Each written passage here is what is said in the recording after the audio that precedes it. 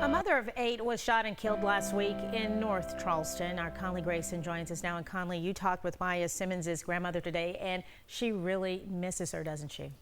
Jennifer told me losing her first granddaughter has been hard. Maya Jennifer was named after her, and they were very close. She put a post up the night before she went out on Snap, and it said, "Time is short." You know, I think we all should take a lot more pictures and stuff and memories and stuff, because you just don't never know. And just hours later, she was killed. When Jennifer thinks of her granddaughter, 3 things come to mind: the color green, elegant style, and a creative drive. When she walked in the room, it lit up. Because you know what? There's MJ. When Maya turned 30 in June, our family is like this. Time is short, you know. I think we all should take a lot more pictures and stuff and memories and stuff, because you just never know. These words, posted to Snapchat by Maya Jennifer Simmons on July 27, 2023, would become hauntingly significant just hours later. The 30-year-old mother of 8, known to friends as MJ or simply Maya, had no way of knowing that this casual reminder to cherish moments would be her final social media post. At approximately 2:15 a.m. on July 28th, the calm night air in North Charleston, South Carolina, was shattered by gunshots. The parking lot outside the Bloom Room restaurant on Dorchester Road transformed from a place of nightlife into a crime scene in seconds. When police arrived, they found a crowd gathered around an unresponsive woman lying on the asphalt. Some bystanders were desperately attempting CPR, their hands stained with blood as they fought to save a life that was slipping away. That woman was Maya Jennifer Simmons, entrepreneur, daughter, mother, and beloved community member. The vibrant woman who had just celebrated her 30th birthday and purchased her first home was now being rushed to a local hospital, where doctors would soon pronounce her dead from multiple gunshot wounds. North Charleston, a city of approximately 115,000 residents in Charleston County, South Carolina, is known for its naval base, Boeing facility, and proximity to historic Charleston. Like many American cities, it struggles with occasional violence, but the shooting death of a successful businesswoman and mother of 8 sent shockwaves through the community. What makes this case particularly compelling isn't just the tragedy itself, but the complex web of relationships surrounding it. The woman who would later be charged in Maya's death wasn't a stranger or random assailant. She was Keisha Simmons Birch, a 39-year-old who shared a connection with Maya through a man they both loved. The events that unfolded in that parking lot weren't random. They were the culmination of tensions, emotions, and circumstances that had been building over time. A celebration turned to confrontation, and a confrontation escalated to deadly violence in mere moments. As we explore Maya's story, we'll examine not just what happened that night, but who Maya was, the light she brought to her family, her determination as a business owner, and her devotion as a mother. We'll look at the relationships that ultimately led to her death, the aftermath for both families involved, and the questions that remain about whether this tragedy could have been prevented. Have you ever had a feeling or made a statement that later seemed oddly prophetic? Like Maya's final message about making memories while you can? Share your experiences in the comments below. Those moments when coincidence feels like something more.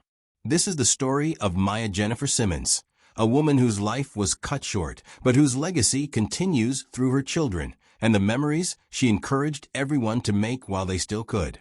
Welcome to the Dark Trace Crime Stories. Whether you're returning or joining us for the first time, we're glad you're here.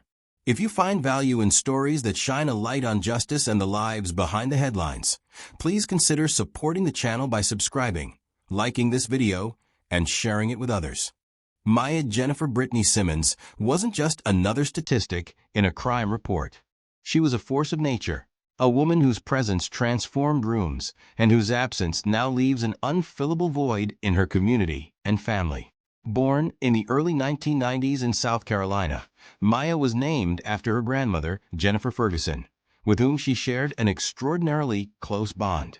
This connection wasn't just a name, it was evident in their relationship, which family members described as special and profound. Jennifer would later become one of the most vocal advocates for justice following Maya's death, channeling her grief into purpose. Beautiful inside and out. These words appear repeatedly when those who knew Maya describe her. She possessed an elegant style that turned heads and a creative drive that set her apart in everything she pursued. But what truly distinguished Maya wasn't her appearance or fashion sense. It was her magnetic personality. Family members recall how she could transform the energy of any gathering simply by walking through the door. Her smile, they say, could illuminate the darkest spaces. At the center of Maya's world were her 8 children. Motherhood wasn't just a role she played. It was the cornerstone of her identity. She approached parenting with the same passion and dedication she brought to every aspect of her life. Her love for her children was unconditional and fierce, guiding them with a combination of strength and tenderness that earned their deep admiration. Life hadn't always been gentle with Maya. She experienced the heartbreaking loss of one of her twins, a child the family referred to as Dream.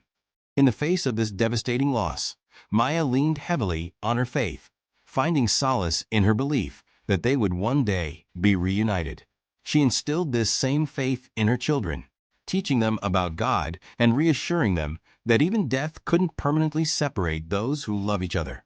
Following their mother's death, her children found comfort in the belief that she was at peace in heaven with Dream, a testament to the spiritual foundation Maya had built for her family. Beyond her role as a mother, Maya was a successful entrepreneur. As the owner of Fairy Tale 360, a 360-degree photo booth rental business, she combined her creative instincts with her natural talent for bringing people together. The business wasn't just a source of income, it was an extension of Maya's personality, allowing her to be part of celebrations and help others create the very memories she valued so deeply. June 2023 marked a significant milestone in Maya's life as she celebrated her 30th birthday. Friends and family gathered to honor the occasion, creating memories that would become even more precious in the weeks to come. The celebration was particularly meaningful because it coincided with another major achievement. Maya had recently become a homeowner, a goal she had worked tirelessly to accomplish. These achievements, turning 30, owning a home, running a successful business, weren't endpoints for Maya, but stepping stones toward even greater aspirations. She had plans, dreams, and goals that extended far into the future. Those who knew her best describe a woman who was constantly evolving, growing, and reaching for new heights. What makes Maya's story particularly poignant is how she lived her life, with intention, gratitude, and an awareness of life's fragility. Her final social media post wasn't an anomaly, but a reflection of how she approached each day. She understood intuitively what many of us forget, that time is precious and moments with loved ones should be treasured and documented. In the weeks before her death, Maya was engaged and looking toward a future with the man she loved. She was balancing motherhood, entrepreneurship, and her personal relationships with the grace and determination that characterized everything she did. There was no indication that her vibrant life was about to be cut short. No warning that the woman who lit up rooms would soon be gone. The true tragedy of Maya Jennifer Simmons' death lies not just in how she died, but in all that was lost when her life ended. The mother her children will grow up without, the grandmother Jennifer Ferguson will never see grow old, the business that will never reach its full potential, and the home that will never fully become the sanctuary she envisioned. Maya's story is a reminder of how quickly everything can change and how precious each moment truly is. At the heart of this tragedy lies a complex web of relationships that would ultimately collide with devastating consequences. Maya Jennifer Simmons was engaged to be married, looking forward to building a future with the man she loved. Her fiancé represented hope, partnership, and the promise of new beginnings. What should have been a straightforward love story, however, was complicated by past connections that refused to fade completely into the background. Before his relationship with Maya, her fiancé had been involved with 39-year-old Keisha Simmons Birch. The exact timeline and nature of their relationship remain somewhat unclear from public records, But what is certain is that this prior connection would eventually place both women on a collision course. While many former relationships naturally dissolve and partners move on, this particular situation harbored tensions that continued to simmer beneath the surface. Maya herself was not known to be confrontational or aggressive. Her grandmother would later emphasize this point emphatically, stating that Maya couldn't kill you with her hands, and wasn't someone who would escalate situations into violence. Those who knew her described a woman who brought positivity and light wherever she went, not someone prone to conflict or hostility. This characterization makes the events that would unfold even more difficult to comprehend. Kaisha Simmons Birch, meanwhile, had her own life and identity beyond her previous relationship with Maya's fiancé. She was a business owner and mother of 3 children. On the surface, she appeared to be established and stable. She had no prior criminal record and was described by her family as someone who wasn't a danger to the public. Yet something about the situation with Maya and her former partner created friction that wouldn't easily dissipate. The dynamics between these 3 individuals, Maya, her fiancé, and Kaisha, existed in a delicate balance. What conversations took place between them, what boundaries were established or crossed, and what emotions simmered beneath polite exteriors remain largely private. What we do know is that by July 2023, the situation had reached a point where these 3 lives were inextricably linked in ways that would prove catastrophic. It's worth noting that relationships involving former and current partners often carry inherent tensions. When someone moves on to a new relationship, the emotional residue from previous connections doesn't always cleanly disappear. Feelings of jealousy, possessiveness, resentment, or unresolved attachment can linger, sometimes hidden beneath the surface of cordial interactions. Whether these emotions played a role in the dynamics between Maya, her fiancé, and Kaisha is something only those involved truly know. What makes this case particularly compelling is how ordinary these relationship dynamics might have seemed from the outside. Former partners, new engagements, blended families. These are common situations that thousands of people navigate successfully every day. Most manage the complexities without violence or tragedy. What factors pushed this particular situation toward its fatal conclusion? What warning signs, if any, might have been missed? As Maya celebrated her 30th birthday and her new home in June 2023, she likely had no idea that her connection to her fiancé's past would soon place her in harm's way. She was focused on her future, her children, her business, her upcoming marriage, not on the potential dangers lurking in relationships she hadn't chosen but had inherited through her engagement.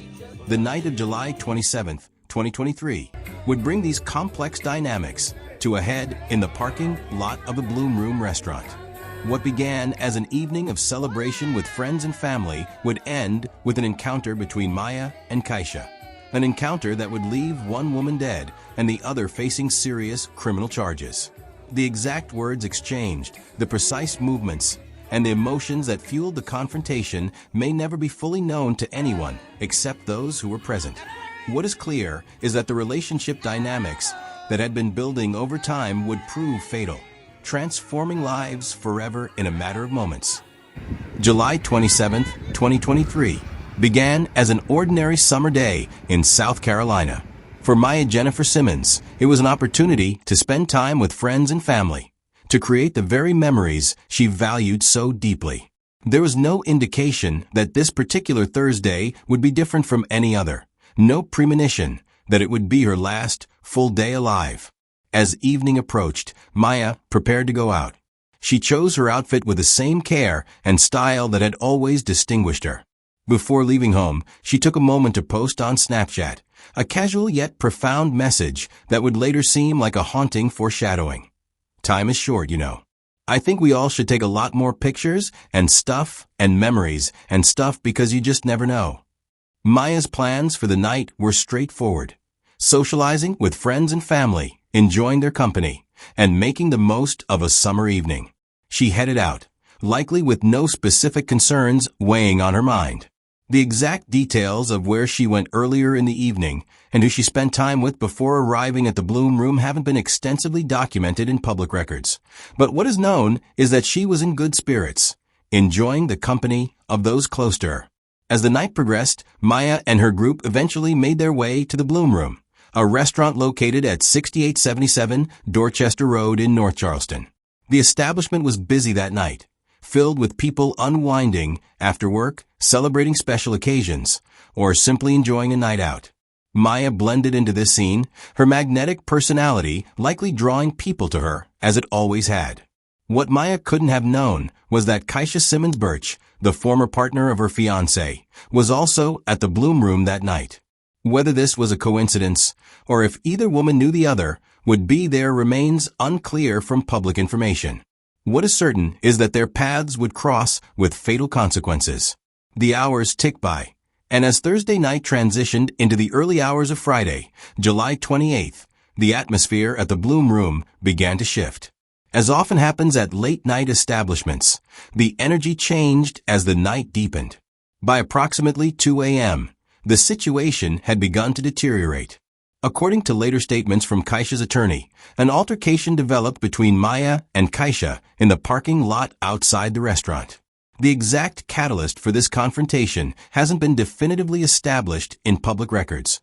Was it a chance encounter that escalated, or had tensions been building throughout the evening? Did they exchange words inside the establishment before moving outside? These details remain largely private.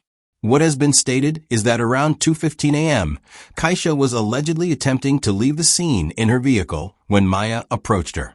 Keisha's attorney would later claim that Maya charged at her client, though this characterization would be strongly disputed by Maya's family.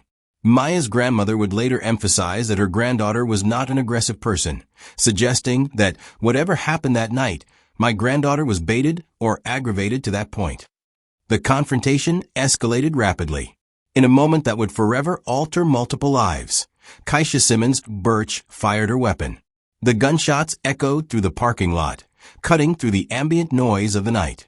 Maya was struck multiple times and fell to the ground as Keisha fled the scene. Bystanders rushed to Maya's side.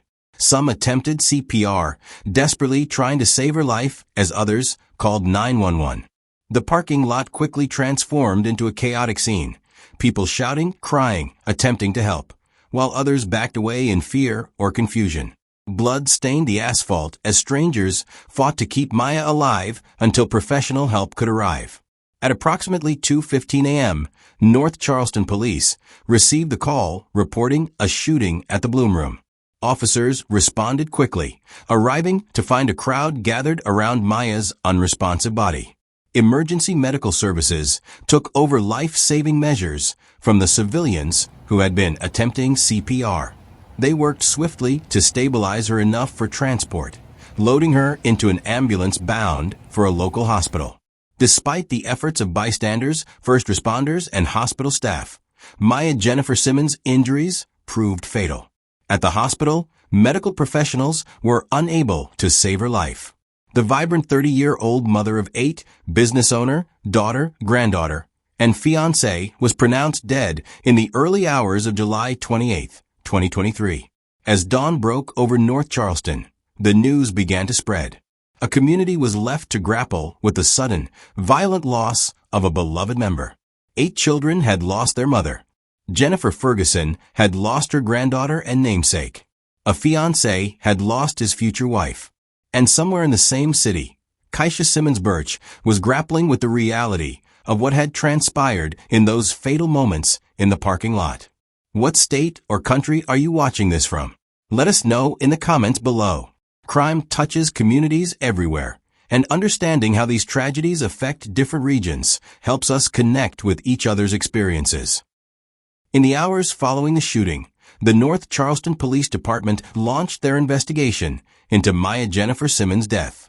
The parking lot of the Bloom Room was cordoned off with yellow crime scene tape as investigators methodically documented the scene, photographing evidence, and collecting shell casings. Witnesses who had remained at the scene provided initial statements, though accounts varied as they often do in chaotic, traumatic situations. Meanwhile, at the hospital, Maya's family began to arrive, confronted with the devastating news that the vibrant 30-year-old mother of 8 had succumbed to her injuries. The raw grief that enveloped them was compounded by confusion and anger. How could someone so full of life, someone who had just celebrated her 30th birthday and purchased her first home, be gone so suddenly and violently? As word spread throughout the community, shock rippled through North Charleston. Maya wasn't just another victim of gun violence. She was a known and beloved business owner, a fixture in the community through her photo booth business that had been present at countless local celebrations. Social media quickly filled with tributes, memories, and expressions of disbelief. Photos of Maya's radiant smile accompanied messages of condolence and calls for justice. While investigators worked to piece together the events of that night, Keisha Simmons Birch was notably absent from the scene. She had fled immediately after the shooting, leaving authorities searching for her whereabouts. For 2 weeks, as Maya's family planned her funeral and began the impossible task of explaining to 8 children that their mother would never come home, Keisha remained at large. On August 11, 2023, 14 days after the shooting, Keisha Simmons Birch turned herself in to police. She was promptly charged with manslaughter and possession of a deadly weapon during the commission of a violent crime. The manslaughter charge, rather than murder, suggested that prosecutors believed the killing was not premeditated but occurred in the heat of the moment. Keisha's surrender marked the beginning of the legal process, but it did little to provide closure for Maya's grieving family. If anything, it intensified the public conversation around the case as 2 competing narratives emerged. Keisha's defense team quickly established their position. This was an act of self-defense. Her attorney claimed that Maya had charged at Keisha as she attempted to leave the scene in her vehicle, leaving his client with no choice but to protect herself. This characterization painted Maya as the aggressor in the situation, a portrayal that her family vehemently rejected. Maya's grandmother, Jennifer Ferguson, became a powerful voice countering this narrative. "It's not self-defense. It's not stand your ground," she stated firmly. "We don't even have that law here in South Carolina. That's in Florida. You made a bad decision, and it's going to cost you some bad consequences."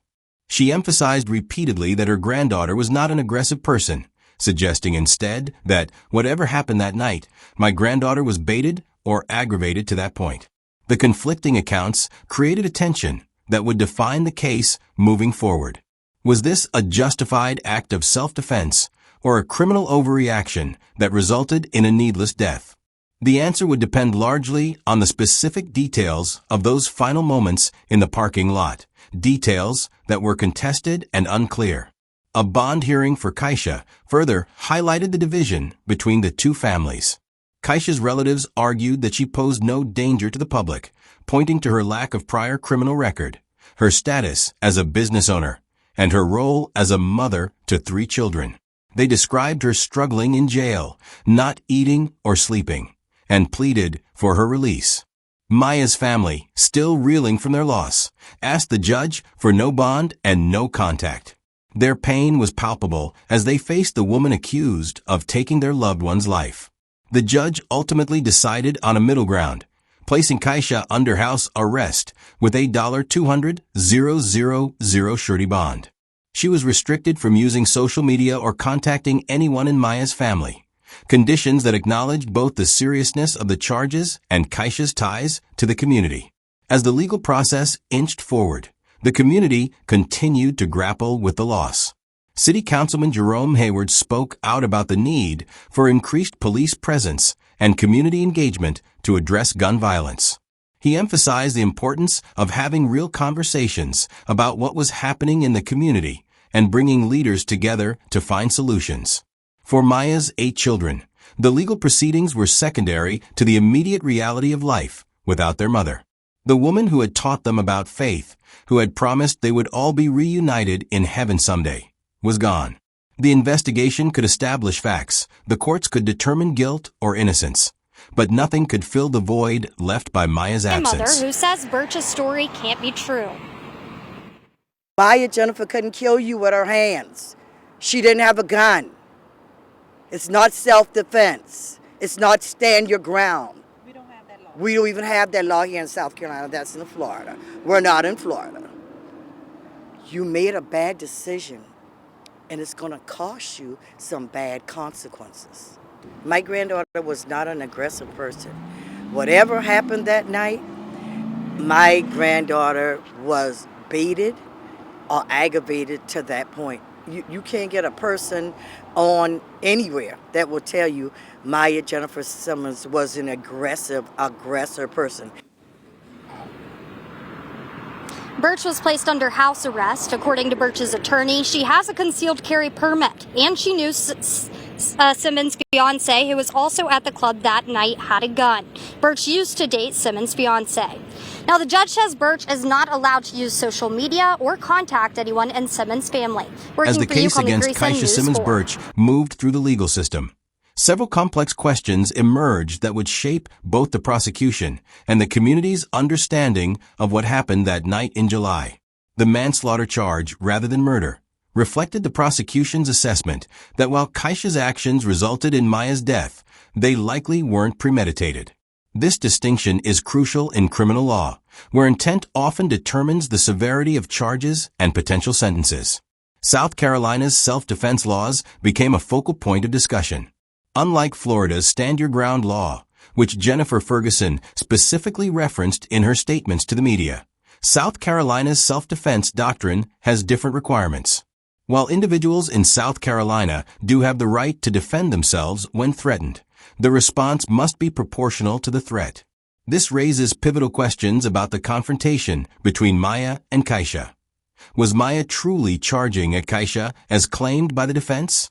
If so, did this action justify the use of deadly force?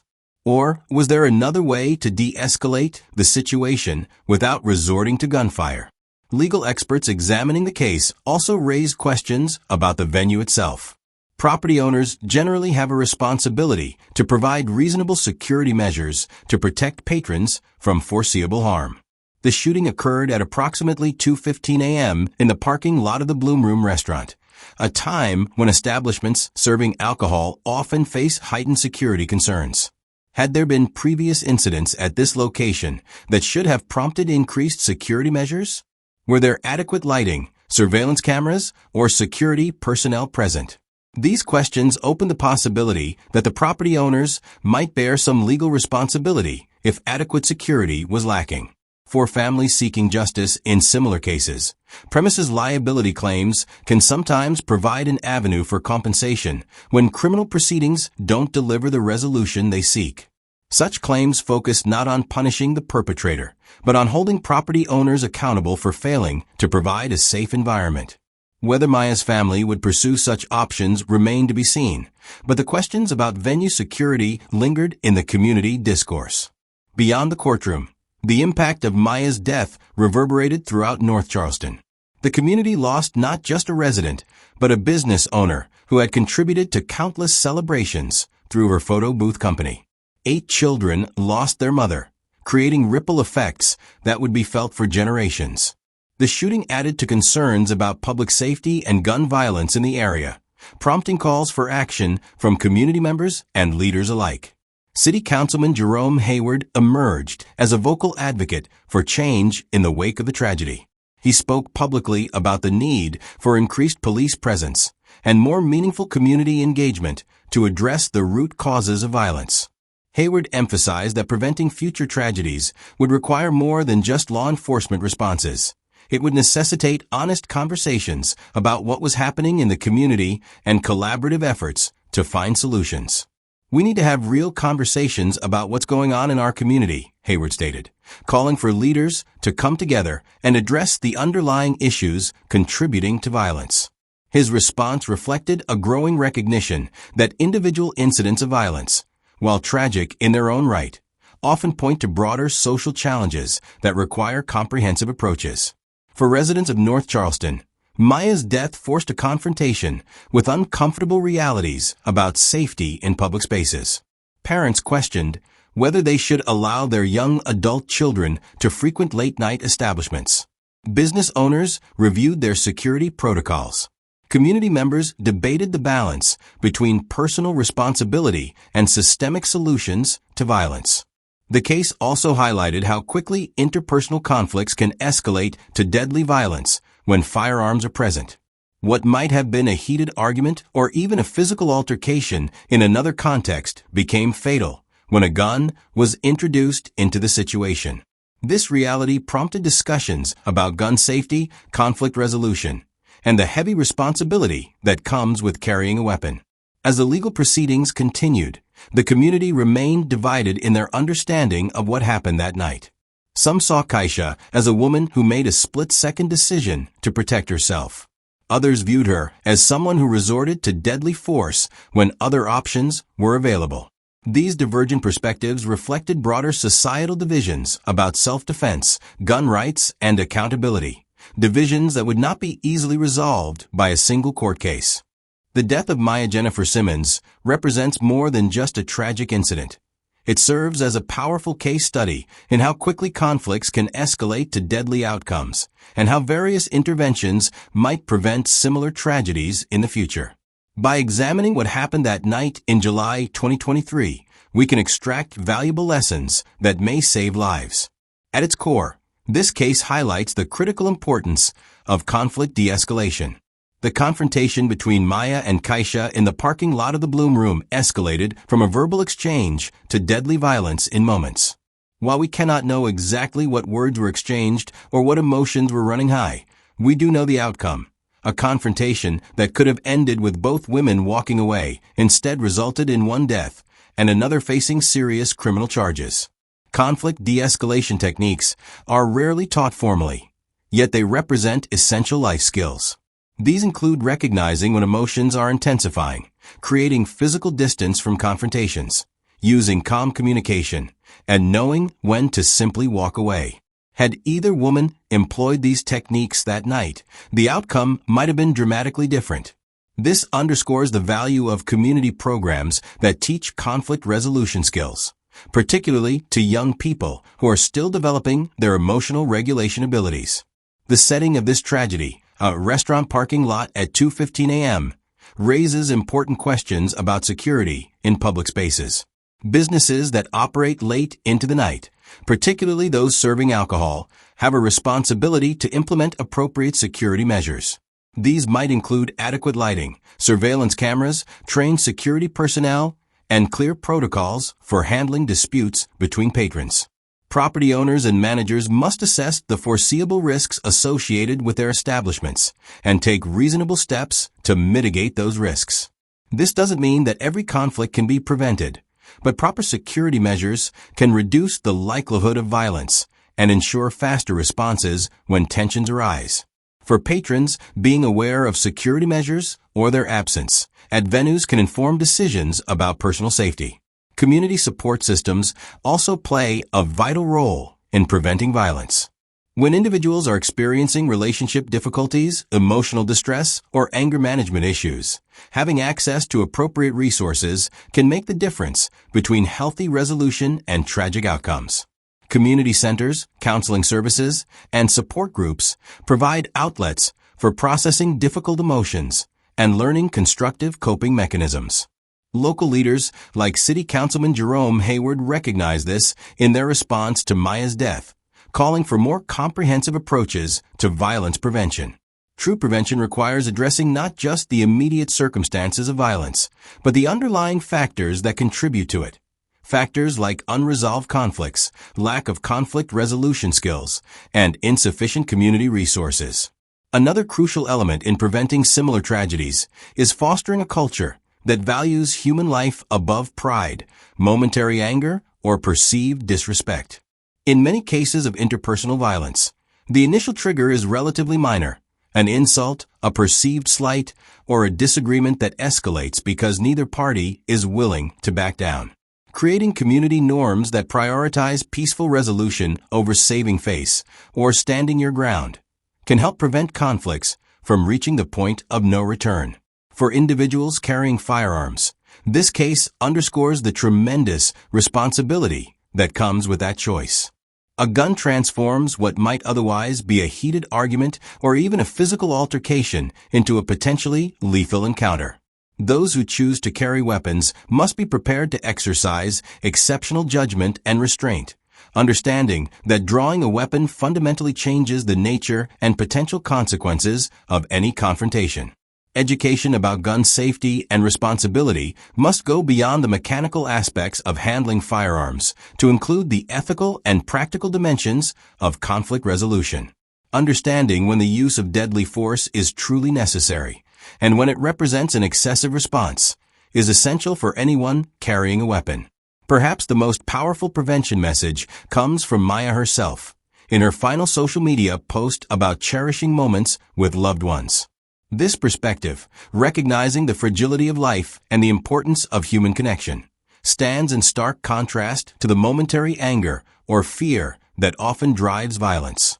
If more people approached conflicts with an awareness of what truly matters in life, many tragedies might be averted. As we reflect on Maya's story, we're reminded that prevention isn't just about security systems, legal frameworks, or formal programs, though these are important. It's also about the choices we make in moments of tension, the values we prioritize when emotions run high, and our willingness to step back from conflict rather than escalate it. In these everyday decisions lies the power to prevent future tragedies and honor the memory of those, like Maya, whose lives were cut short by violence that could have been avoided. Maya Jennifer Brittany Simmons may have been taken from this world far too soon, but her impact continues to resonate through the lives she touched and the community she helped build. At just 30 years old, she had already created a legacy that extends far beyond her tragic final moments in that parking lot. Maya's most profound legacy lives on through her 7 surviving children. Though they must now navigate life without their mother's physical presence, they carry with them the values, faith, and love she instilled during their time together. Maya taught them about God and the promise of reunion in heaven, teachings that now provide them comfort as they process their immense loss. Her children remember a mother who was beautiful inside and out, who celebrated their achievements, who worked tirelessly to provide for them, and who showed them how to face adversity with grace and determination. The business Maya built, Fairy Tale 360, represented her creative spirit and entrepreneurial drive. Though its future without her remains uncertain, the countless celebrations she enhanced through her photo booth service created lasting memories for hundreds of families throughout North Charleston. In a poignant connection to her final message about capturing moments while you can, Maya's business literally helped people preserve their special occasions, a fitting tribute to her understanding of life's precious and fleeting nature. For her grandmother, Jennifer Ferguson, who shared her name and a special bond, Maya's memory has become a catalyst for advocacy. In speaking out about the circumstances of her granddaughter's death and challenging narratives that portrayed Maya as aggressive, Jennifer has ensured that her granddaughter is remembered for who she truly was, not defined by the violence that took her life. The broader significance of Maya's case extends beyond her personal story. It serves as a stark reminder of how quickly life can change, how interpersonal conflicts can escalate with devastating consequences, and how violence creates ripple effects that transform entire communities. Her death prompted important conversations about security, conflict resolution, and gun violence, conversations that may help prevent similar tragedies in the future. Perhaps the most fitting tribute to Maya's memory is to heed the wisdom in her final social media post, to recognize the brevity of life, to capture memories with loved ones, and to treasure each moment because you just never know. In a world where conflicts often arise over matters that ultimately prove insignificant, Maya's perspective offers a powerful alternative, one that prioritizes connection, love, and the preciousness of time. What do you think could have prevented this tragedy? Share your thoughts below and subscribe for more in-depth true crime stories that explore not just what happened, but why it matters and what we can learn from these events.